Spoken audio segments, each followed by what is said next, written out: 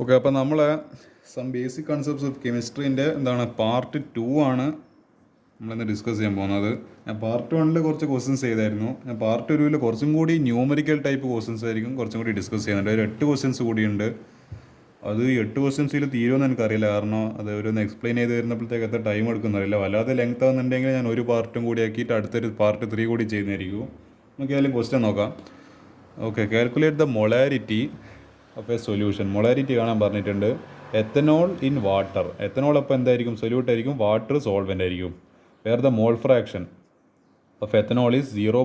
ഈ mole fraction എന്ന് പറയുന്നത് നമ്മൾ കൈ കൊണ്ട് റെപ്രസെൻറ്റ് ചെയ്യുന്നത്. ഇതൊരു എക്സ് പോലത്തെ ചിഹ്നം പോലെ ഉണ്ടല്ലേ, കൈ കൊണ്ട് റെപ്രസെൻറ്റ് ചെയ്യുന്നതാണ് മോൾ ഫ്രാക്ഷൻ എന്ന് പറയുന്നത്. അപ്പോൾ അതെത്ര തന്നിട്ടുണ്ട്? 0.040. അപ്പോൾ നമുക്കറിയാം മൊളാരിറ്റി എന്ന് പറയുന്നത് moles of solute in 1 litre of solution. അപ്പോൾ എന്താണ് സൊല്യൂട്ട് ആയിട്ടുള്ള എത്തനോളും സോൾവെൻ്റ് ആയിട്ടുള്ള വാട്ടറും ചേർന്ന് ഉണ്ടാവുന്നതാണ് ഈ സൊല്യൂഷൻ എന്ന് പറയുന്നത്, നമ്മളെ എത്തനോൾ സൊല്യൂഷന്. അപ്പോൾ അതിലെന്താണ് നമ്മളെ 1 ലിറ്റർ സൊല്യൂഷനിൽ എത്രത്തോളം മോൾസ് ഓഫ് നമ്മളെ എത്തനോൾ ഉണ്ട്, അതായത് എത്രത്തോളം കോൺസെൻട്രേഷൻ എത്തനോൾ ഉണ്ടോ അതാണ് അതായത് മൊളാരിറ്റി ബേസിക്കലി ഒരു കോൺസെൻട്രേഷൻ ടേമാണ്. എത്രത്തോളം അതിൽ സംഭവം ഡിസോൾവ് ആയിട്ടുണ്ട് എന്ന് കാണിക്കുന്നത്. അപ്പോൾ 1 litre of ethanol solution as it is diluted is 1 litre 1 litre of water. Number of moles of H2O in 1 litre of water എന്ന് പറയുമ്പോൾ നമ്മൾ എന്ത് ചെയ്യുക? 1 ലിറ്റർ 1000 ആക്കി എടുക്കുക, 1000 ഗ്രാം ആക്കി എടുക്കുക. പിന്നെ എന്ത് ചെയ്യുക? അതിൻ്റെ നമ്മളിപ്പോൾ നമ്പർ ഓഫ് മോൾസ് എങ്ങനെ കണ്ടുപിടിക്കുക? Given mass by molar mass അല്ല. അപ്പോൾ ഗിവൺ മാസ് 1000 തന്നിട്ടുണ്ട്. പിന്നെ മോളാർ മാസ് നമുക്ക് ഹൈഡ്രജൻ അല്ല, വാട്ടറിൻ്റെ അറിയാം 18 ആണ്. അപ്പോൾ ഇതൊരു സ്റ്റാൻഡേർഡ് ആയിട്ടുള്ള വാല്യൂ ആണ്. 55.55 എന്ന് പറയുന്ന ഒരു വാല്യൂ. അധികം നിങ്ങൾ ക്വസ്റ്റ്യൻസ് ചെയ്യുമ്പോൾ ഇങ്ങനത്തെ ഒരു വാല്യൂ ആയിരിക്കും ചെയ്യുമ്പോൾ കിട്ടുന്നുണ്ടാവുക. അപ്പോൾ ബൈനറി സൊല്യൂഷൻ. അപ്പോൾ നമുക്കറിയാം ഇത് തന്നിട്ടുണ്ടെങ്കിൽ ഇവിടെ പോയി ഈ ഒരു 0.040 തന്നിട്ടുണ്ടെങ്കിൽ നമുക്ക് കൃത്യമായിട്ട് അറിയാം like chi A plus chi B equal to 1 ആണ്. അപ്പോൾ നമ്മളിപ്പോൾ ബൈനറി മിക്സർ എന്ന് പറയുമ്പോൾ ഒരു സോൾവെൻറ്റും ഒരു സൊല്യൂട്ടും കൂടി ചേർന്നിട്ട് ഒരു സൊല്യൂഷൻ ഉണ്ടാവും. അപ്പോൾ അങ്ങനെ പറയുന്ന സമയത്ത് അതായത് ഇത് ഈക്വൽ ടു 1 ആണ്. അപ്പോൾ നമുക്ക് എന്തറിയാം? ഒന്നിൻ്റെ തന്നിട്ടുണ്ടെങ്കിൽ മറ്റേതിനെങ്ങനെ കണ്ടുപിടിക്കുക? ഇതിന്ന് എന്ത് ചെയ്യുക? 1 ആ പറഞ്ഞ അറിയുന്ന ക്വാണ്ടിറ്റി കുറക്കുക. അപ്പോൾ നമ്മളിപ്പോൾ കൈ എ ആണ് കണ്ടുപിടിക്കണമെങ്കിൽ ഇത് നമുക്ക് അറിയാം. അപ്പോൾ എന്ത് ചെയ്യുക? അപ്പുറത്തേക്ക് പറഞ്ഞേക്കാം 1 മൈനസ് കൈ ബി. കൈ ബിയെ കണ്ടുപിടിക്കണമെങ്കിലോ 1 മൈനസ് ഇതിനപ്പുറത്തേക്ക് പറഞ്ഞേക്കാം, അപ്പോൾ കൈ എ. അപ്പോൾ നമുക്ക് എന്തറിയാം? ഇവിടെ 0.040 എന്ന് പറയുന്നത് മോൾ ഫ്രാക്ഷൻ ഓഫ് എത്തനോൾ തന്നിട്ടുണ്ട്. നമുക്ക് അറിയാത്തത് എന്ന് പറയുന്നത് ഏതിൻ്റെ മോൾ ഫ്രാക്ഷൻ നമുക്കറിയില്ല, വാട്ടറിൻ്റെ അറിയില്ല. അപ്പോൾ കൈ വാട്ടർ ഇങ്ങനെ കണ്ടുപിടിക്കും. 1 മൈനസ് ഈ C2H5OHനെ എത്തനോൾ എന്ന് പറയും. നിങ്ങൾ ഓർഗാനിക് കെമിസ്ട്രി പഠിച്ചാൽ ഇതിൻ്റെ ഫോർമുല അറിയൂ. എത്തനോൾ അതിൻ്റെ കൈ. അപ്പോൾ 1 മൈനസ് 0.040 ഈക്വൽ 0.96 എന്ന് പറഞ്ഞിട്ട് ഒരു വാല്യൂ കിട്ടി. അപ്പോൾ നമുക്ക് ഇത് കിട്ടിയിട്ട് നമുക്ക് ഈ പറയുന്ന മോൾ ഫ്രാക്ഷൻ്റെ അതിൻ്റെ ഇക്വേഷൻ അറിയാം. NA ഇപ്പോൾ chi A is equal to അതായത് number of moles of A divided by number of moles of A plus number of moles of B. നമ്മൾ കൈ ബി എങ്ങനെ കണ്ടുപിടിക്കുക? ഈ താഴെ ഇതേപോലെ തന്നെ എഴുതുക, മുകളിൽ NB എന്ന് പറഞ്ഞിട്ട് അതായത് number of moles of B divided by number of moles of A plus number of moles of B. Denominator മാറ്റേണ്ട ആവശ്യമില്ല. ന്യൂമറേറ്റർ ഇവിടെ എ ആണെങ്കിൽ മുകളിൽ എ, ഇവിടെ ബി ആണെങ്കിൽ മുകളിൽ ബി, അങ്ങനെ ചെയ്താൽ മതി. അപ്പോൾ നമുക്കറിയാം അതിൻ്റെ നമ്മൾ ഇത് ഇക്വേഷൻ ഇട്ട് കൊടുക്കുന്ന സമയത്ത് chi H2O is equal to number of moles of H2O divided by number of moles of H2O plus number of moles of ethanol. നമുക്കിവിടെ അറിയാം? ഇത് നമ്മൾ number of moles of H2O കണ്ടുപിടിച്ചിട്ടുണ്ട് 55.55. അത് നമുക്കറിയാം. കൈ H2 നമ്മളിപ്പോൾ 0.96 കണ്ടുപിടിച്ച്. പിന്നെ കൈ വാട്ടർ അതന്നെ 55.55. നമുക്ക് അറിയാത്തത്? നമുക്ക് എത്തനോളിൻ്റെ നമ്പർ ഓഫ് മോൾസ് അറിയില്ല. ഇത് കണ്ടുപിടിക്കണം. ഇത് എക്സൈറ്റഡ് ഞാനെടുത്ത് തൽക്കാലത്തേക്ക് ഞാനൊരു സൗകര്യത്തിനോട് തന്നെ എക്സ് എന്ന് പറഞ്ഞിട്ട് എടുത്ത്. അപ്പോൾ 0.96 equal to 55.55 divide by 55.55 plus ഒരു എക്സ് എന്ന് പറഞ്ഞിട്ട് കൊടുക്കുക. അപ്പോൾ ഈ എക്സിനെ എങ്ങനെ കണ്ടുപിടിക്കും? ആദ്യം നമ്മൾ ചെയ്യേണ്ടത് ഇത് ക്രോസ് മൾട്ടിപ്ലൈ ചെയ്യുക. അപ്പോൾ ഇത് ക്രോസ് മൾട്ടിപ്ലൈ ചെയ്യുന്ന സമയത്ത് ഈ ഒരു ക്വാണ്ടിറ്റി ഇൻറ്റു ഇത് പ്ലസ് 0.96 ഇൻറ്റു എക്സ് എന്ന് പറഞ്ഞിട്ട് വരും. അപ്പോൾ എന്ത് കിട്ടി? ഈ 0.96 ഇൻറ്റു 55.55 53.328 കിട്ടും. അതല്ലെങ്കിൽ നിങ്ങൾ കാൽക്കുലേറ്റർ ചെയ്യാം. ഇതൊന്നും ഞാൻ അധികം എക്സ്പ്ലെയിൻ ചെയ്യാൻ നിൽക്കുന്നില്ല. ഇതിലെന്ത് ചെയ്യുക? കാൽക്കുലേറ്ററിൻ്റെ അടുത്ത് സമാധാനം ചോദിക്കേണ്ട കാര്യങ്ങളായത്. പിന്നെ എന്ത് ചെയ്യുക? പ്ലസ് ഇവിടെ കാരണം ഇത് രണ്ടിടത്തും ഡിസ്ട്രിബ്യൂട്ട് ആവുന്നുണ്ട്. അപ്പോൾ 0.96 ഇൻറ്റു ഈ പറഞ്ഞ എക്സ്, ഞാൻ ഇതിനൊരു തൽക്കാലത്തേക്ക് എക്സ് എന്ന് പറഞ്ഞിട്ട് എടുക്കുന്നത് ഈക്വൽ ടു ഇവിടെ ബൈ 1 അല്ല. അപ്പോൾ ഇത് ഇങ്ങോട്ടേക്ക് ക്രോസ് മൾട്ടിപ്ലൈ ചെയ്യുമ്പോൾ ഈക്വൽ ടു 55.55. അപ്പോൾ 0.96 എക്സ് ഇസ് ഈക്വൽ ടു 55.55 ഇതിനപ്പുറത്തേക്ക് പറഞ്ഞു വെച്ചാൽ അപ്പോൾ നമുക്കൊരു വാല്യൂ കിട്ടും 2.222. അപ്പോൾ നമുക്ക് എക്സ് എങ്ങനെ കണ്ടുപിടിക്കാം? ഇത് മൾട്ടിപ്ലിക്കേഷനിലല്ല, അപ്പോൾ ഇത് നേരെ താഴോട്ടേക്ക് ഡിവിഷനിലേക്ക് പറഞ്ഞേക്കുക. 2.222 ഡിവൈഡഡ് ബൈ 0.96 ഇതെല്ലാം കാൽക്കുലേറ്ററിൽ ചോദിക്കുക. അപ്പോൾ ഒരു ആൻസർ കിട്ടും. ഇതായിരിക്കും എൻ്റെ ഫൈനൽ ആൻസർ എന്ന് പറയുന്നത് 2.3145. അപ്പോൾ അതെല്ലാം നമ്മളെടുത്ത് ചോദിച്ചത് കാൽക്കുലേറ്റ് ദ മൊളാരിറ്റി. ഓക്കെ, അപ്പോൾ ഇതാണ് നമ്മളെടുത്ത് ചോദിച്ചിരിക്കുന്നത്.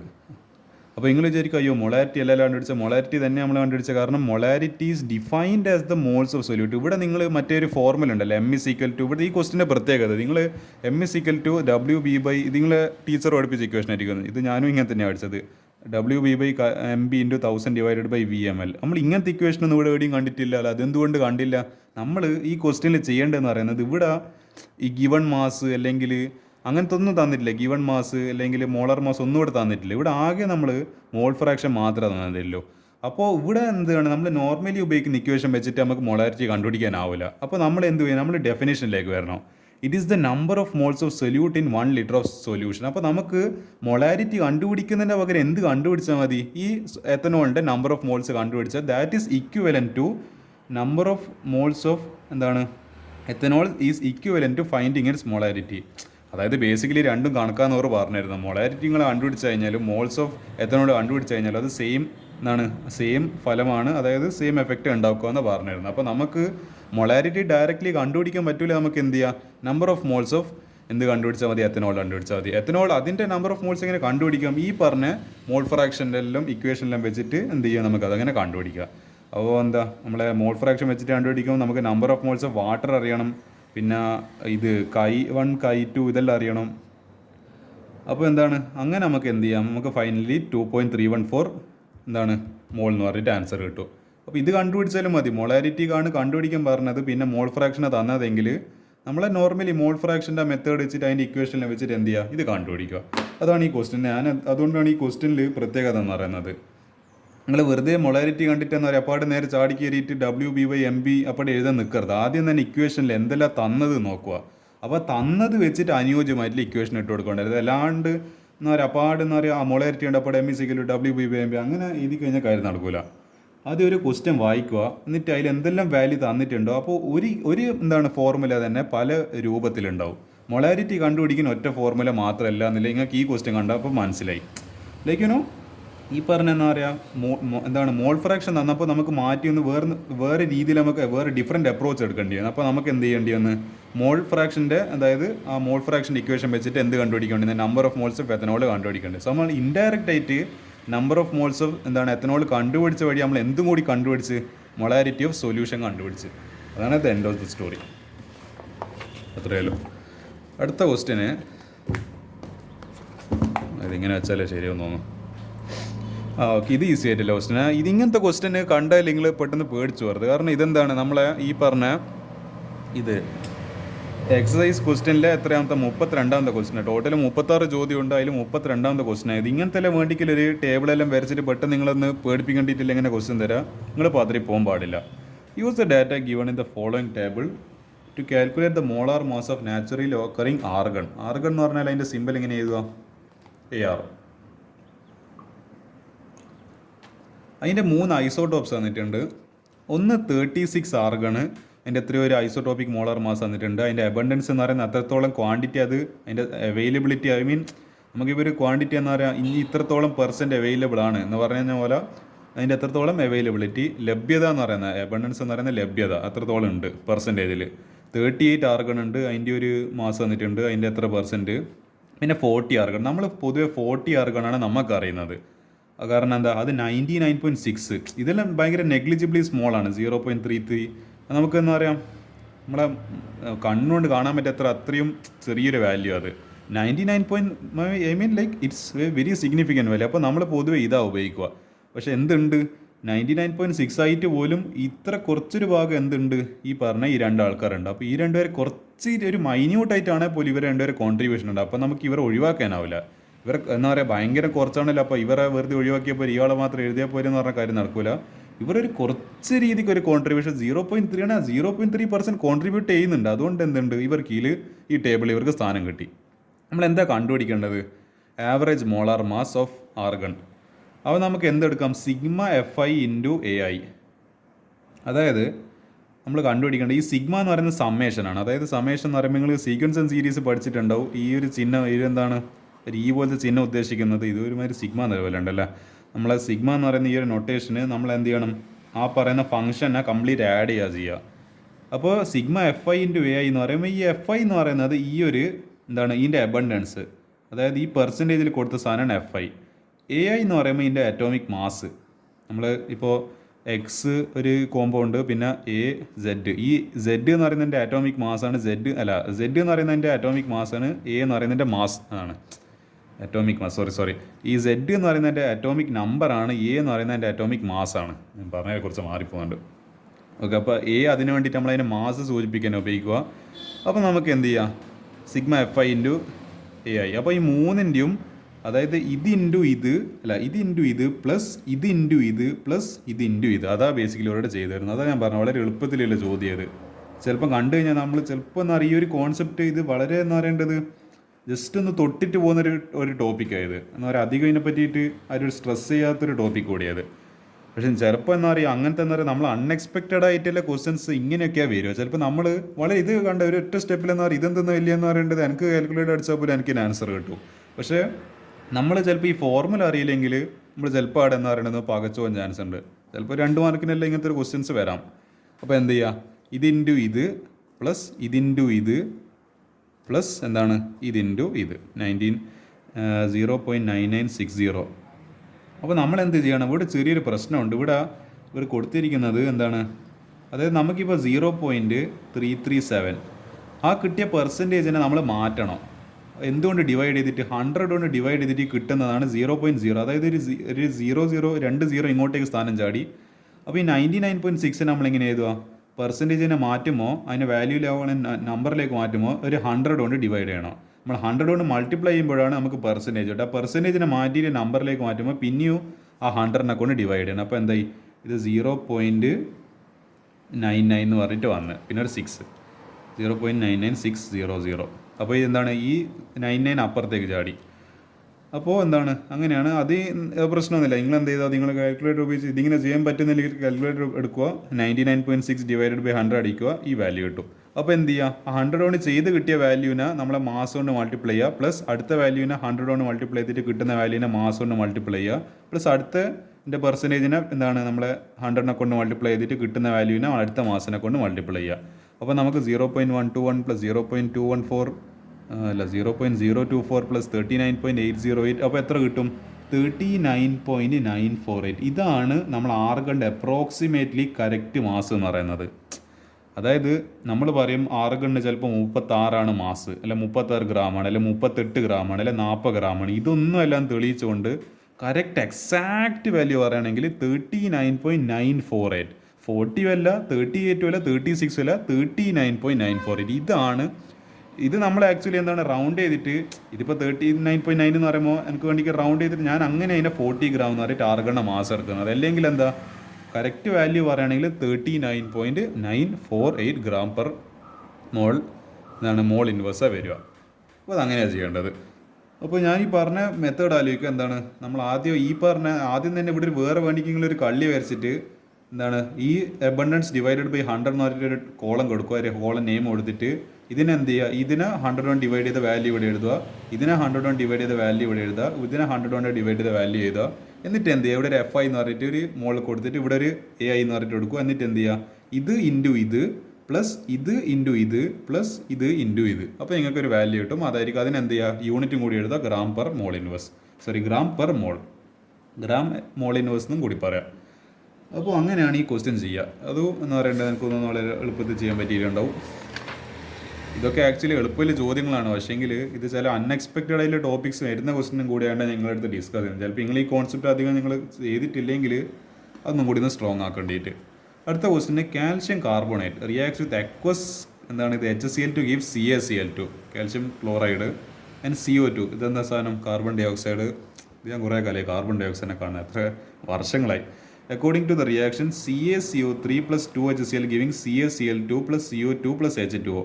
What mass of C FeCO3 is required to react completely with 25 ml of 0.75 molar HCl. ഇവിടെ കുറച്ച് വാല്യൂസ് എന്തെങ്കിലും ഒരു ഇക്വേഷൻ തന്നിട്ടുണ്ട്. പിന്നെ നമ്മളെന്താ കണ്ടുപിടിക്കാൻ പറഞ്ഞില്ല, ഇത് mass of CaCO3 required to completely react 25 ml volume തന്നിട്ടുണ്ട്. 0.5 ക്യാപിറ്റൽ എം മോളാറാണ് കാണിക്കുന്നത്. അപ്പോൾ 0.75 മോളർ HCl ഒക്കെ തന്നിട്ടുണ്ട്. ഓക്കെ, ഇവിടെ ഒരു ഹിൻഡ് തന്നിട്ടുണ്ട്. ഇവിടെ എന്തോ നമുക്ക് ഈ ഒരു എയർ, അതായത് ഈ പറഞ്ഞ ഐഡിയ പോലത്തെ എന്തോ സാധനം കാണുന്നുണ്ട്. നമുക്ക് ഇതേതായാലും എന്തായാലും ഒന്ന് യൂസ് ചെയ്ത് നോക്കാം. ഇതിൽ പറയുന്ന 2 സ്റ്റെപ്പ് ഉണ്ട്. ആദ്യത്തെ step to calculate the mass of CaCO3 required to react completely with 25 ml of 0.75 molar HCl. ഇത് ആക്ച്വലി ക്വസ്റ്റ്യൻ തന്നെയാണ് ഇവിടെ എഴുതിയിരിക്കുന്നത്.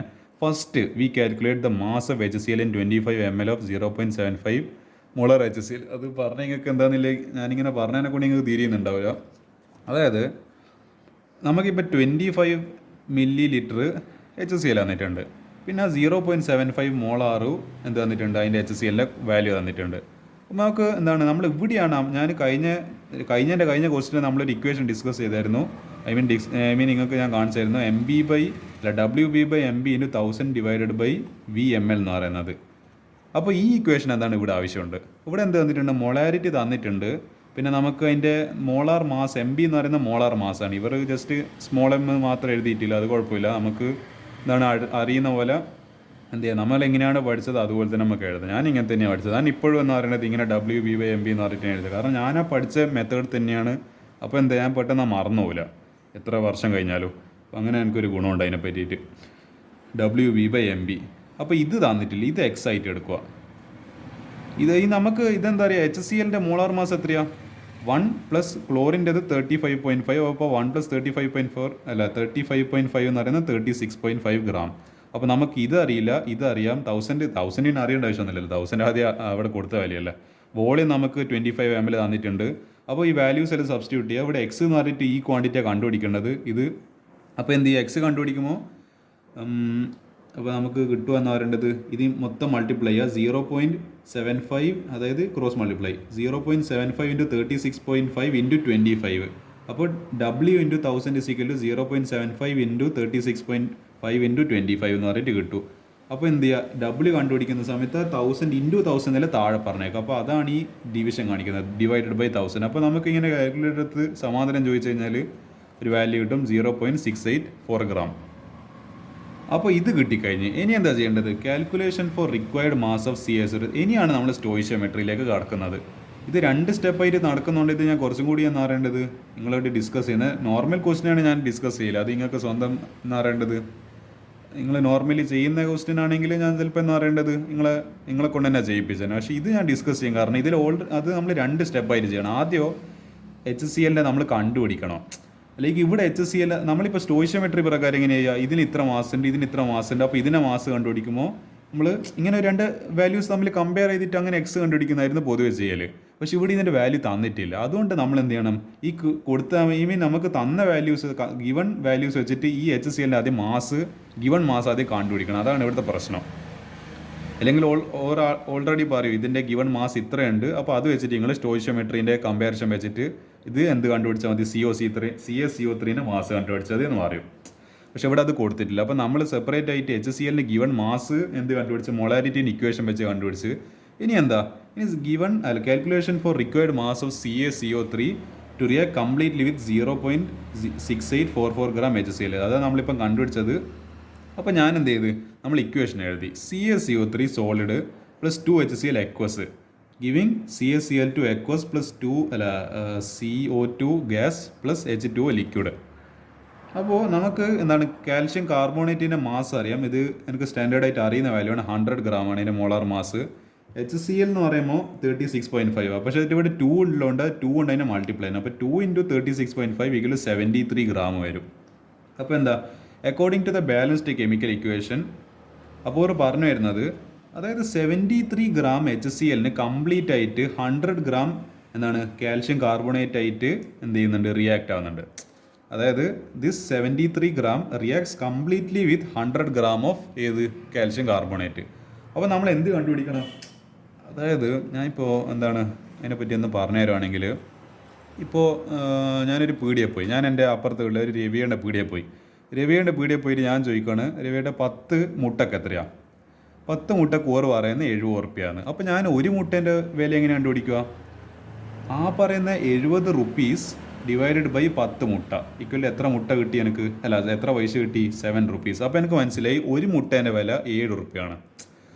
അപ്പോൾ എനിക്ക് അറിയേണ്ടത് എന്താ പറയുക, ഇത് തിയറിറ്റിക്കലി പോസിബിൾ അല്ല. പക്ഷേ ഞാൻ ചോദിക്കുവാണ് രവിയേട്ട ഒരു 0.5 മുട്ടക്ക് അപ്പോൾ എത്രയാണ് വില? എന്താ പറയുക, മുട്ടേനെ പൊട്ടിച്ചിട്ട് എന്താ പറയുക പകുതി എന്ന് പറയേണ്ടത് ഓർക്ക് തരാൻ പറ്റുമെന്നില്ല. പക്ഷെ എന്നാലും ഒരു സൗകര്യത്തിന് വേണ്ടിയിട്ട് ഞാൻ ചോദിക്കാം. ഞാൻ ചോദിക്കുവാണ് അപ്പോൾ 0.5 മുട്ടക്ക് അപ്പോൾ എത്രയായിരിക്കും വില?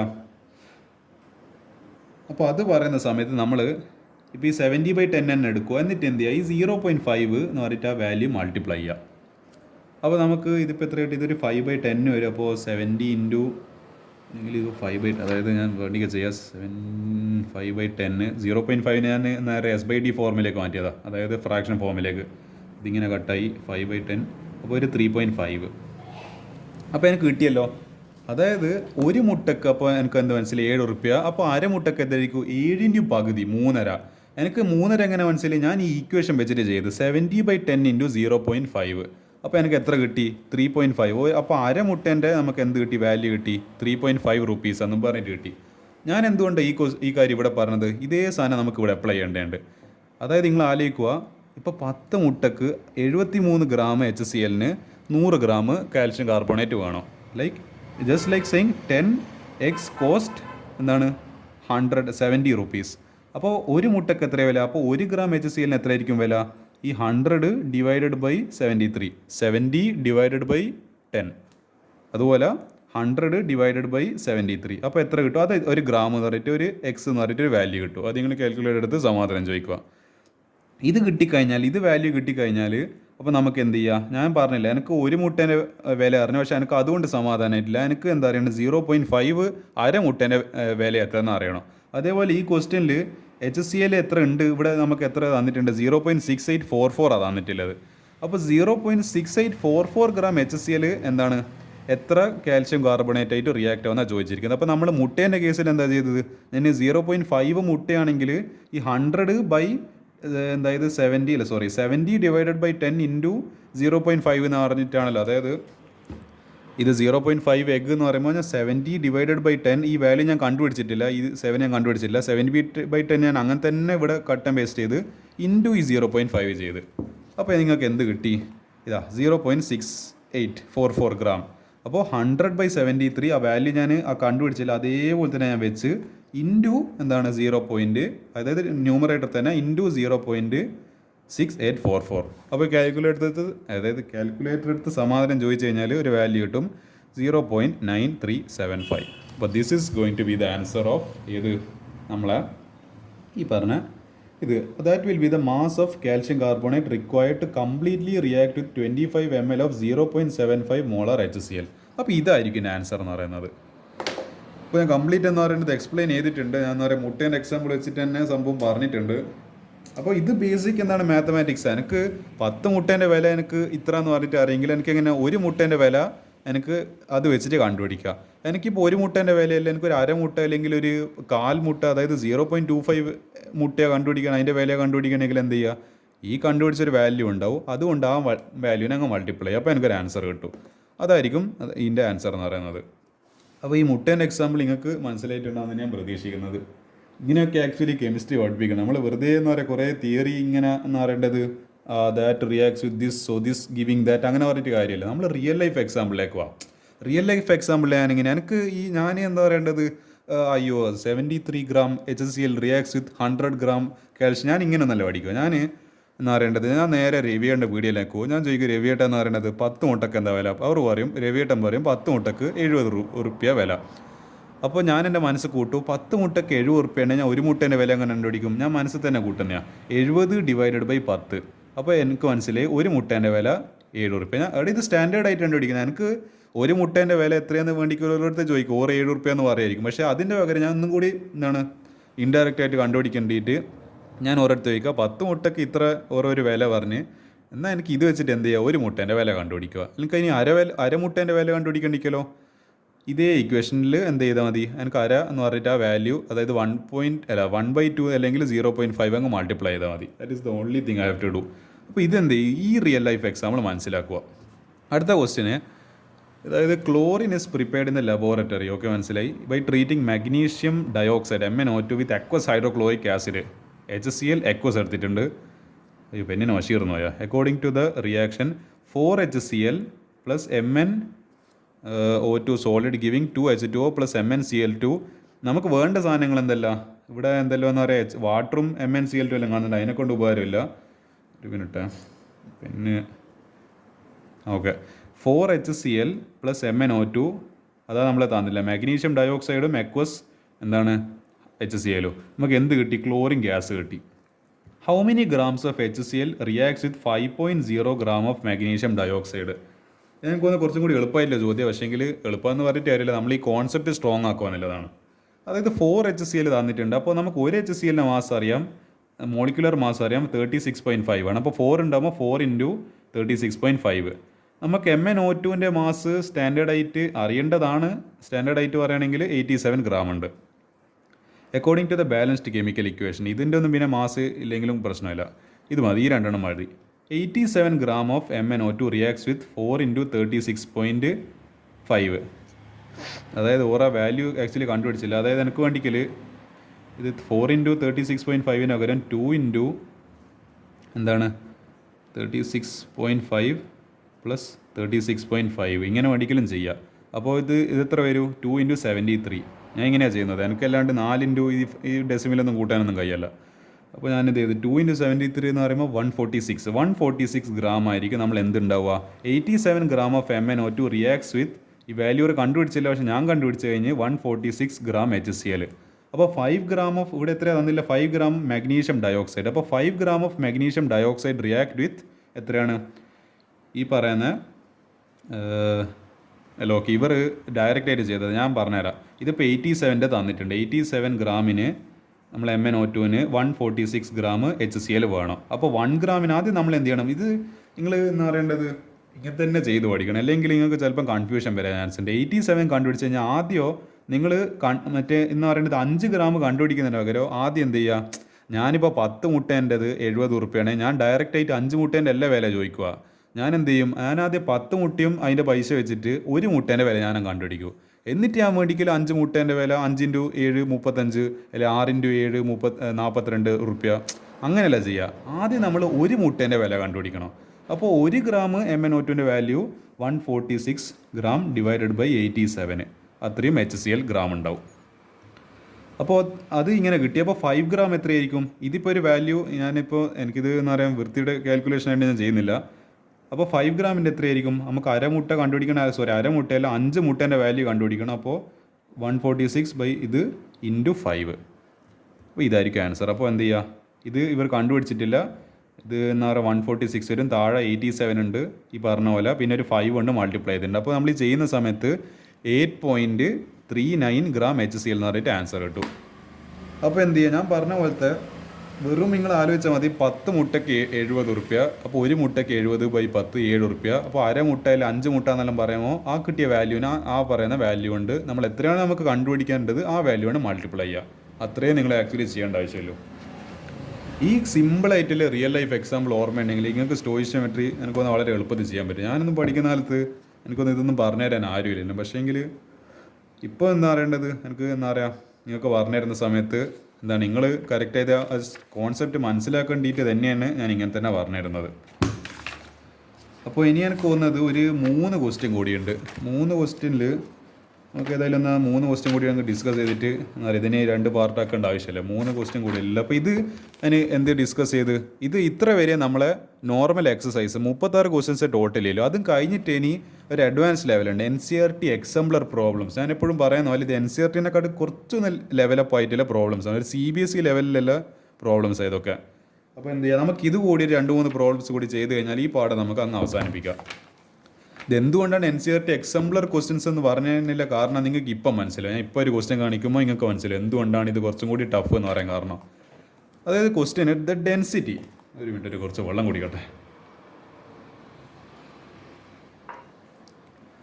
The density of 3 molar solution of NaOH, അതായത് 3 മോളാർ എന്ന് ഞാൻ പറയാം, 3 molar solution of NaOH is 1.110 gram per milli litre.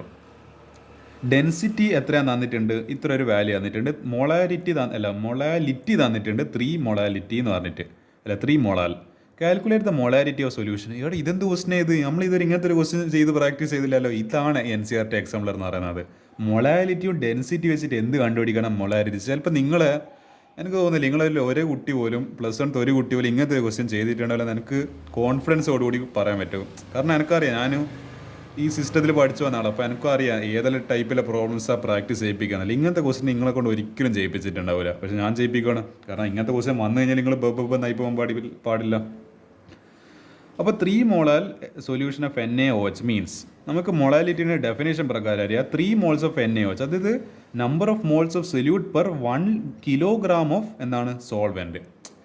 Molality എങ്ങനെ നമ്മൾ പഠിച്ചത്? Number of moles of solute per 1 litre of solution. അവിടെ വോളിയമാണ്. ഇവിടെ മൊളാലിറ്റിയിൽ വ്യത്യാസമുണ്ട്. അവിടെ മാസാണ് വരുന്നത്.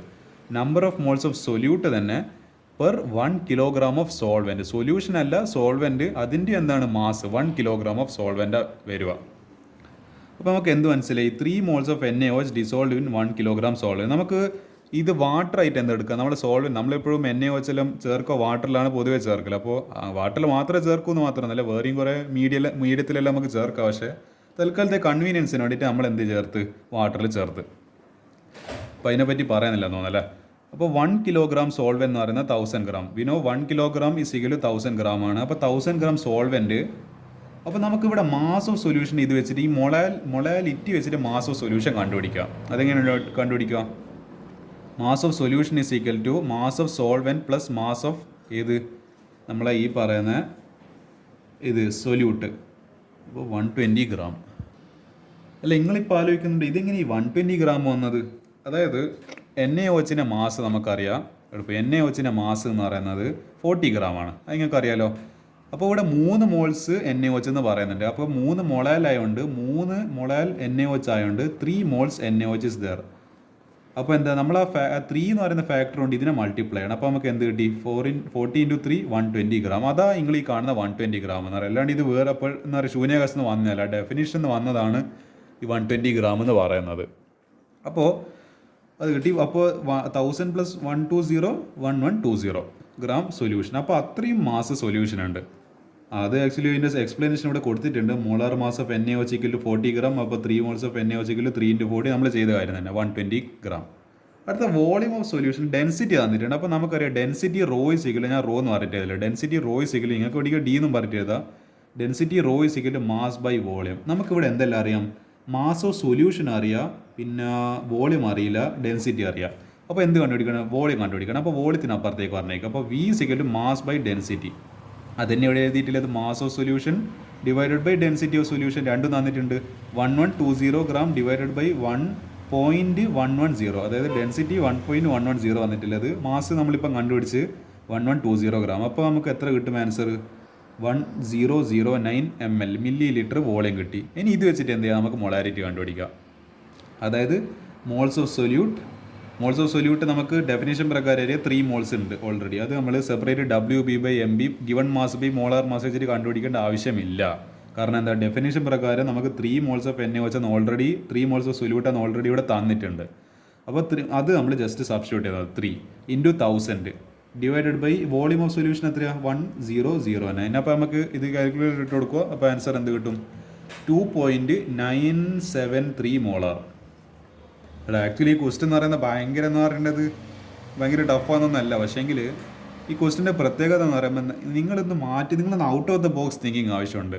ഡെൻസിറ്റി തന്ന്, മൊളാലിറ്റി തന്ന്, അപ്പോൾ നിങ്ങളെ കൂടുതൽ ആ തിയറി എന്ന് പറയുന്നത് ആ ഡെഫിനേഷനിൽ കൂടുതൽ നിങ്ങളെ കൊണ്ട് ഫോക്കസ് ചെയ്യിപ്പിക്കുകയാണ്. നിങ്ങൾ ഈ 3 മോളാൽ സൊല്യൂഷൻ കൊണ്ട് നിങ്ങൾ എന്താണ് ഉദ്ദേശിക്കുന്നത്? വാട്ട് ഡു യു മീൻ എന്നാണ് ഈ when 3 molal solution is given in the question, what do you mean by the 3 molal solution? എന്തിനാണ് അത് കൊടുത്തതാണ്? 3 മോളാൽ സൊല്യൂഷൻ ഓഫ് NaOH എന്തിനാണ് ആ സാധനം കൊടുത്തതെന്നില്ല, അതാണ് നിങ്ങൾ മനസ്സിലാക്കേണ്ടത്. ഡെൻസിറ്റി വന്നിട്ടുണ്ട്. അപ്പോൾ നമുക്ക് മനസ്സിലായി ഡെൻസിറ്റിൻ്റെ ഇക്വേഷൻ എന്തോ മാസ് ബൈ വോളിയം എന്നുണ്ട്. അപ്പോൾ ഡെൻസിറ്റി മാസല്ല, നമുക്ക് ആ മാസും കണ്ടുപിടിക്കണം, പിന്നെ എന്താ പറയേണ്ടത്, ആദ്യം മാസ് കണ്ടുപിടിച്ച് നമ്മൾ ഈ പറയുന്ന ഡെഫിനിഷൻ വെച്ച് ആദ്യം മാസ് കണ്ടുപിടിച്ച്, പിന്നെ എന്താണ് മാസ് കിട്ടി, ഡെൻസിറ്റി അതേ തന്നിട്ടുണ്ട്, അപ്പോൾ അത് വെച്ചിട്ട് വോളിയം കണ്ടുപിടിച്ച്, പിന്നെന്താ അത് വെച്ചിട്ട് എന്താ നമ്മൾ മോളാരിറ്റി കണ്ടുപിടിച്ച്. അപ്പോൾ മോൾസ് ഓഫ് സൊല്യൂട്ട് നമ്മളെ എന്താണ് ഡെഫിനേഷൻ പ്രകാരം ഓൾറെഡി 3 മോൾസ് ആണെന്നറിയാം, പിന്നെ ഇൻറ്റു 1000 ഡിവൈഡ് ബൈ വോളിയം. അപ്പോൾ ഇങ്ങനെ നിങ്ങളെ കൊണ്ട് out of the box thinking ആണ് ഈ ക്വസ്റ്റിൻ്റെ പ്രത്യേകത. നിങ്ങൾ എന്ത് ചെയ്യുക, ഒറ്റ ഒരു ആൻസർ എന്ന് പറയുന്നത് അപ്പോൾ ഫോർമുല ഇട്ട് സബ്സ്റ്റിറ്റ്യൂട്ട് ചെയ്ത് ആൻസർ കിട്ടുന്ന പോലെയല്ല, ഇത് കുറച്ചും കൂടി ഒന്ന് ചിന്തിക്കണം. ഇത് ആദ്യം കണ്ടുപിടിച്ചെന്ന് പറയുന്നത് ആദ്യം നമ്മളെ ഇത് പോയി കാണുന്നില്ലല്ലോ, ആദ്യം മാസ് ഓഫ് സൊല്യൂഷൻ കണ്ടുപിടിച്ച്, പിന്നെ അത് വെച്ചിട്ട് വോളിയം കണ്ടുപിടിച്ച്, പിന്നെ അത് വെച്ചിട്ട് മൊളാരിറ്റി കണ്ടുപിടിച്ച്, അങ്ങനെ നിങ്ങൾ എത്തിക്കുമ്പോഴാണ് നിങ്ങൾ ഈ ക്വസ്റ്റ്യൻ്റെ ആൻസറിലേക്ക് എത്തുക. അടുത്ത ക്വസ്റ്റ്യന് കുറച്ചും കൂടി എളുപ്പമാണ് എനിക്ക് തോന്നുന്നത്. ഈ 4 gram of NaOH dissolves in 36 gram of H2O. എന്തെല്ലാം വാല്യൂസ് എല്ലാം തന്നിട്ടുണ്ട്. 4 gram NaOH തന്നിട്ടുണ്ട്, 36 gram H2O തന്നിട്ടുണ്ട്. Calculate the mole fraction of each component in the solution. Also determine the molarity of the solution. Specific gravity, ഇത് ചിലപ്പോൾ നിങ്ങൾ ഇതുവരെ കേൾക്കാത്തൊരു ടേം ആയിരിക്കും. സ്പെസിഫിക് ഗ്രാവിറ്റി എന്ന് പറയുന്നൊരു ടേം ഉണ്ട്. അപ്പോൾ സ്പെസിഫിക് ഗ്രാവിറ്റി എന്ന് പറഞ്ഞിട്ട് ഒരു ടേം വന്നിട്ടുണ്ട്. അപ്പോൾ number of moles of NaOH ആദ്യം കണ്ടുപിടിക്കുക. അപ്പോൾ number of moles of NaOH എത്രയാണ്? അതായത് ഗിവൺ മാസ് ബൈ അതിൻ്റെ മോളാർ മാസ് 40, അപ്പോൾ 0.1 മോള്. എനിക്ക് തോന്നുന്നു ഇതിനി മോൾ ഫ്രാക്ഷൻ ഇക്വേഷനിലേക്കാണ് പോകുന്നതെന്നുള്ളതാണ്. നമ്പർ ഓഫ് മോൾസ് H2O ഇവിടെ 36/18 = 2 മോള്. അപ്പോൾ എന്ത് ചെയ്യുക, നമ്മൾ അത് വെച്ചിട്ട് മോൾ ഫ്രാക്ഷൻ ഓഫ് NaOH കണ്ടുപിടിക്കും. അപ്പോൾ കൈ NaOH = ഞാൻ പഠിപ്പിച്ച പോലെ, അതായത് നമ്പർ ഓഫ് മോൾസ് ഓഫ് എന്താണ് A, അതായത് നമ്പർ ഇതിപ്പോൾ ഒരു A ആയിട്ട് എടുക്കുവാണെങ്കിൽ number of moles of Na divided by Na plus NB. അതുപോലെ number of moles of NaOH plus number of moles of water. അടുത്തത് അല്ല, അത് കഴിഞ്ഞിട്ടില്ല. അപ്പോൾ ഇത് നമുക്ക് കിട്ടി 0.1 number of moles divided by 0.1 plus 2 = എത്ര കിട്ടും? 0.0476 എന്ന് പറഞ്ഞിട്ട് വാല്യൂ കിട്ടും. അതേപോലെ ആക്ച്വലി ഇതിങ്ങനെ കണ്ടുപിടിക്കേണ്ട ആവശ്യമില്ല. ഇതിപ്പോൾ ഇത് കിട്ടിയിട്ടുണ്ടെങ്കിൽ ഇതിപ്പോൾ കൈ NaOH കിട്ടി, കൈ NaOH പ്ലസ് കൈ H2O. നമ്മളെപ്പോഴും ഈസി മെത്തേഡ് ഉണ്ട്. നമ്മൾ സ്റ്റെപ്പ് കൂട്ടാനല്ല ശ്രമിക്കേണ്ടത്, സ്റ്റെപ്പ് കുറയ്ക്കാനാണ് ശ്രമിക്കേണ്ടത്. =1 ഇതറിയാം, നമുക്ക് ഇത് കണ്ടുപിടിക്കണം. അപ്പോൾ കൈ H2O = 1 മൈനസ് ഇതിപ്പോൾ എത്ര ഇവിടെ കിട്ടിയിരിക്കുന്ന വാല്യൂ 0.0476. അപ്പോൾ നമുക്ക് എന്ത് ആൻസർ കിട്ടും? 0.9524. ഇതിങ്ങനെ 0.9524. ഇതിങ്ങനെ എന്ന് പറയുന്നത് പിന്നെ ഇക്വേഷൻ വെച്ചിട്ട് ചെയ്യേണ്ട ആവശ്യമില്ല. ഒന്നിൻ്റെ മോൾ ഫ്രാക്ഷൻ കിട്ടിക്കഴിഞ്ഞാൽ അടുത്ത തന്നെ കിട്ടണമെങ്കിൽ 1 മൈനസ് കിട്ടിയ വാല്യൂ ചെയ്ത് കഴിഞ്ഞാൽ അടുത്തത് കിട്ടും. നമ്മൾ അവിടെയാണ് നമ്മളെ ലോജിക്ക് ആലോചിക്കണം. അല്ലാണ്ട് വെറുതെ കുറേ സ്റ്റെപ്പ് ചെയ്തെന്നല്ല എല്ലാ കാര്യം. നമ്മൾ പരമാവധി സമയം ലാഭിക്കലാണ്. വെറുതെ ഇതിപ്പോൾ ഈ ഒരു എക്സ്ട്രാ സ്റ്റെപ്പ് ചെയ്തതിനെ കൊണ്ട് നിങ്ങൾക്ക് ചിലപ്പോൾ ഒരു 30 സെക്കൻഡ് ആയിരിക്കും നഷ്ടപ്പെട്ടു വന്നത്. കാൽക്കുലേറ്ററിലല്ല വാല്യൂ അടിച്ച് വെറുതെ സമയം പോക്കേണ്ട ആവശ്യമില്ല. 1 മൈനസ് ഇങ്ങ് അടിക്കുക, കാൽക്കുലേറ്റർ അടിക്കുക, പോകും, തീർന്ന്. അടുത്തത് ടോട്ടൽ മാസ് ഓഫ് സൊല്യൂഷൻ. നമുക്കറിയാം മാസ് ഓഫ് സൊല്യൂട്ട്, ഞാൻ ഇപ്പം പറയുന്ന പോലെ mass of solute plus mass of solvent. അപ്പോൾ എന്തെല്ലാം തന്നിട്ടുണ്ട്? നമ്മളെ 4 gram NaOHും 36 gram വാട്ടറും ഉണ്ട്. ഇത് സൊല്യൂട്ട്, വാട്ടർ സോൾവെൻറ്റ്, അപ്പോൾ 40 gram കിട്ടി. ടോട്ടൽ എന്തുണ്ട്? മാസ് 40 ഉണ്ട്. അപ്പോൾ volume of solution, mass of solution divide by specific gravity. അവിടെയാണ് പ്രശ്നം. അവിടെ നിങ്ങൾ പഠിച്ചിട്ടുണ്ടാവാത്ത സാധ്യത ഇല്ലാത്ത ഇക്വേഷനാണ്. നമ്മൾ വോളിയം ഓഫ് സൊല്യൂഷൻ നമ്മളൊരു വേറെ തരം ഇക്വേഷനാണ്. നമ്മൾ പൊതുവെ വോളിയം ഓഫ് സൊല്യൂഷൻ കണ്ടുപിടിക്കുന്നത് മാസ് ബൈ ഡെൻസിറ്റിയാണ് ചെയ്യൽ. പക്ഷേ ഇത് വേറെ തന്നെ ഒരു എന്താണ്, നിങ്ങൾ ഇതുവരെ കണ്ട് പരിചയമില്ലാത്തൊരു ഇക്വേഷൻ ആയിരിക്കും. Mass of solution divided by specific gravity. അതുകൊണ്ട് അവിടെ സ്പെസിഫിക് ഗ്രാവിറ്റി തന്നത്. സ്പെസിഫിക് ഗ്രാവിറ്റി ആക്ച്വലി ഈ സ്പെസിഫിക് ഗ്രാവിറ്റി എന്ന് പറയുന്ന ഡെൻസിറ്റീൻ്റെ വേറൊരു ഓമന പേരാണ്. നിക് നെയിം ഓഫ്, അല്ലെങ്കിൽ ഇരട്ട പേർ ഓഫ് ഏത്? ഡെൻസിറ്റി. അതായത് നിങ്ങളൊന്ന് കൺഫ്യൂസ് ചെയ്യേണ്ടിയിട്ട്, അതായത് ബേസിക്കലി ഈ വോളിയം എന്ന് പറയുന്ന മാസ് ബൈ ഡെൻസിറ്റി തന്നെയാണ്. അതായത് ഡെൻസിറ്റീനെ അവർ എന്ത് ചെയ്ത് സ്പെസിഫിക് ഗ്രാവിറ്റി എന്ന് പറഞ്ഞിട്ട്, നിങ്ങൾ മറ്റേ ഫിസിക്സിൻ്റെ +2 നിങ്ങൾ ലാബിലെത്തുന്ന സമയത്ത് നിങ്ങൾ പഠിക്കും. ഡെൻസിറ്റീൻ്റെ പകരം നിങ്ങൾ സ്പെസിഫിക് ഗ്രാവിറ്റി എന്ന് പറയുന്ന ഒരു ടേം ആയിരിക്കും ഉപയോഗിക്കുന്നുണ്ടാവും. അത് നിങ്ങൾ ഇപ്പം പഠിക്കുമല്ലോ, നിങ്ങൾ ലാബിലെത്തിക്കഴിഞ്ഞാൽ നിങ്ങൾക്ക് മനസ്സിലായി ഞാൻ എന്താ പറഞ്ഞു തരുന്നതെന്നില്ല. ഇത് മാസ് ബൈ ഡെൻസിറ്റി തന്നെയാണ്. പക്ഷേ ഡെൻസിറ്റീന് എന്ത് ചെയ്ത് ഇവർ വേറെ പറഞ്ഞിട്ട് പേര് കൊടുത്തു. നിങ്ങൾ അങ്ങനെ ആലോചിക്കുക. അങ്ങനെ എന്താണ് ഇവർ ക്വസ്റ്റിനെ എങ്ങനെയല്ല നമ്മളെന്താ പറയുക കൺഫ്യൂസ് ചെയ്യിപ്പിക്കാൻ പറ്റുമോ അതെല്ലാം ഇവർ ശ്രമിക്കുന്നുണ്ട്. ഇവർക്ക് വേണ്ടിക്കില്ല ഇവിടെ വെറുതെ എന്ന് പറയേണ്ടത് എന്താ പറയുക, density of the solution is 1 gram/ml. അതിൻ്റെ യൂണിറ്റ് നോക്കരുത് നിങ്ങൾക്ക്. ഈ ഡെൻസിറ്റീൻ്റെ യൂണിറ്റ് g/ml എന്ന് പറയുന്നത് അവർക്ക് വേണ്ടിക്ക് വെറുതെ ഡെൻസിറ്റി എന്ന് പറഞ്ഞിട്ട് കൊടുക്കായിരുന്നു. പക്ഷേ ഒന്നും കൂടി എന്താ പറയുക കുട്ടികളെന്ന് പറയുക ഒന്നും കൂടി ഒന്ന് ഇതാക്കേണ്ടിയിട്ട് അവരെന്ത് ചെയ്ത് സ്പെസിഫിക് ഗ്രാവിറ്റി എന്ന് പറഞ്ഞിട്ട് കൊടുത്ത്. അപ്പോൾ എന്താ ഫലത്ത് പറയുകയാണെങ്കിൽ വോളിയം ഓഫ് സൊല്യൂഷൻ എന്ന് പറയുന്ന മാസ് ബൈ ഡെൻസിറ്റി തന്നെയാണ്. പക്ഷേ ഈ സ്പെസിഫിക് ഗ്രാവിറ്റി എന്ന് പറയുന്നത് ഡെൻസിറ്റിന് വേറെ ഒരു ഓമന പേരാന്ന് മാത്രം. അപ്പോൾ 40 ഡിവൈഡഡ് ബൈ 1 = 40 ml കിട്ടി. അടുത്ത മോളാരിറ്റി നമുക്കറിയാം, moles of solute divided by volume of solution മുകളിൽ 1000. അപ്പോൾ മോൾസ് ഓഫ് സൊല്യൂട്ട് നമ്മൾ ഇതിനെ കണ്ടുപിടിച്ചായിരുന്നു 4/40 = 1/10 = 0.1 മോള് അല്ല മോൾസ് ഇൻറ്റു 1000 ഡിവൈഡ് ബൈ നമ്മൾ വോളിയം ഇപ്പോൾ എത്ര കണ്ടുപിടിച്ചത് 40 ഈക്വൽ എത്ര? ഇത് ഈസി ക്വസ്റ്റിന്. ഇതിപ്പോൾ 400 എത്രയാണ് പോവുക? ഇവിടെ ഒരു 10 വരില്ല. അപ്പോൾ 10/4 എന്ന് പറയുന്നത് 2.5.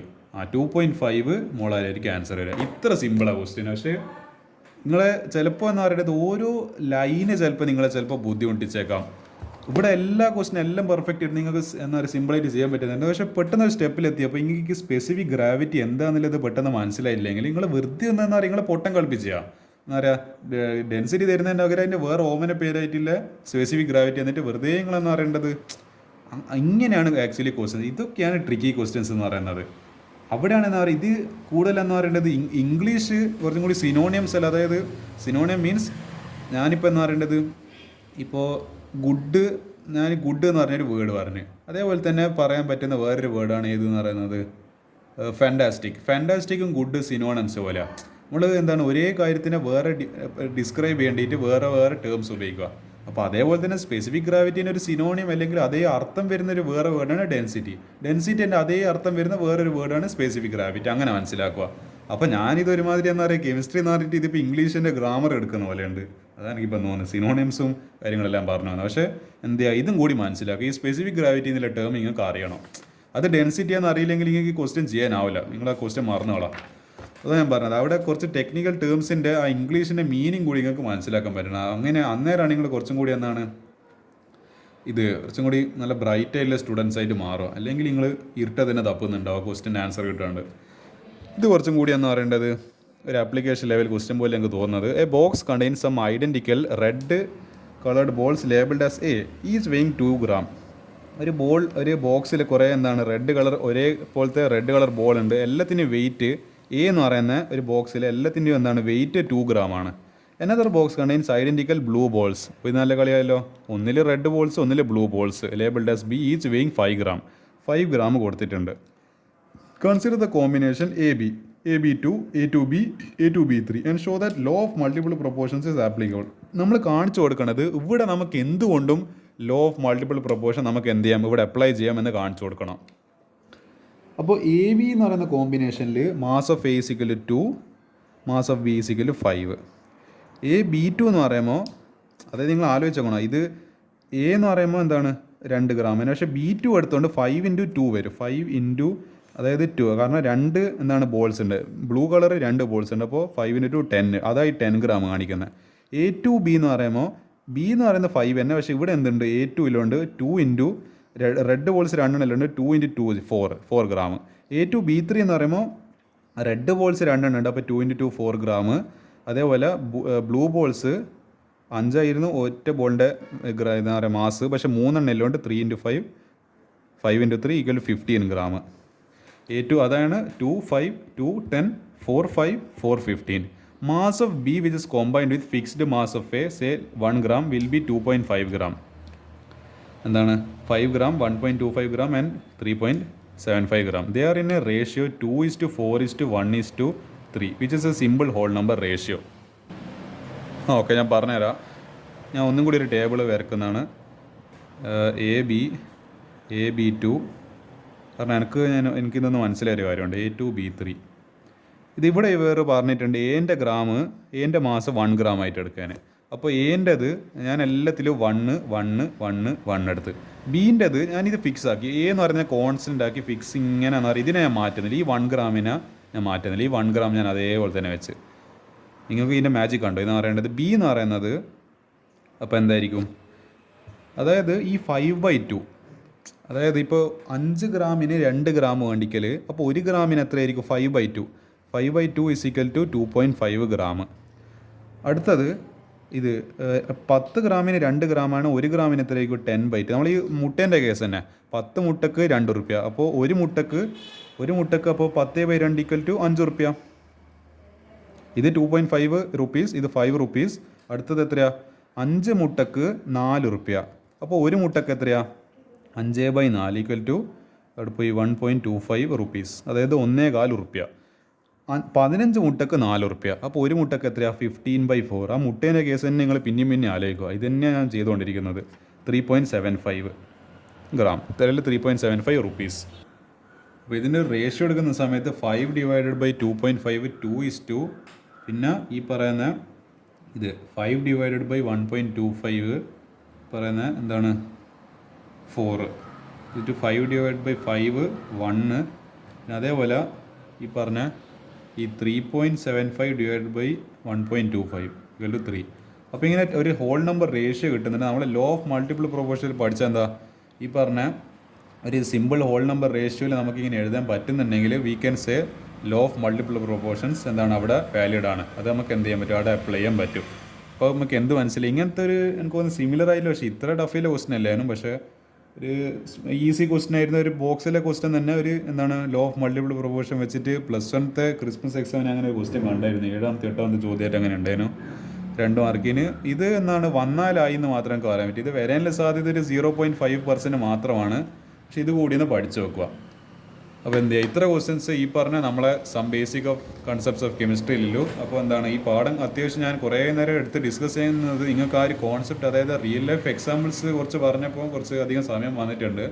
പക്ഷേ ഐ തിങ്ക് ഇറ്റ്സ് വെർത്ത് എന്താണ് ടൈം. കാരണം എന്താ നിങ്ങൾ ആ കോൺസെപ്റ്റ് ഒരു പ്രാവശ്യം തലയിൽ മനസ്സിലാക്കി കഴിഞ്ഞാൽ, ഞാൻ പറഞ്ഞല്ലോ 10 മുട്ടക്ക് 70 റുപ്പീസ്. അപ്പോൾ ഒരു മുട്ടക്ക് 70/10. ആ കോൺസെപ്റ്റ് ആ ലോജിക്ക് നിങ്ങളുടെ മൈൻഡിൽ ഓടുന്നുണ്ടെങ്കിൽ സ്റ്റോയിഷ്യോമെട്രി നിങ്ങൾക്ക് അധികം ക്വസ്റ്റ്യൻസ് ചെയ്യാനാവും.